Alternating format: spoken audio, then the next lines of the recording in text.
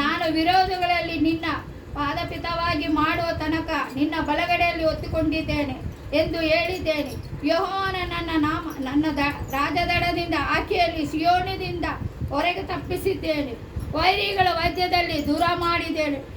ನಿನ್ನ ಸೈನ್ಯವನ್ನು ಕೂಡಿಸಿಕೊಳ್ಳುವುದಿಲ್ಲ. ನಿನ್ನ ಪ್ರಜೆಗಳಲ್ಲಿ ಸಂತೋಷದಿಂದ ತಪ್ಪಾಗಿ ಸೇರಿಸಿಕೊ.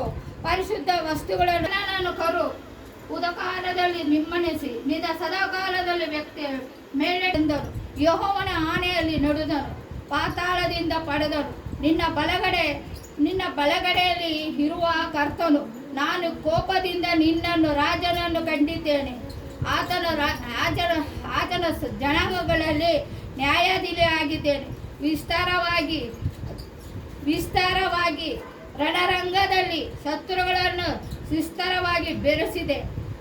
ಹೆಣಗಳಿಂದ ಆತನನ್ನು ತುಂಬಿಸಿದೆ. ದಾರಿಯಲ್ಲಿ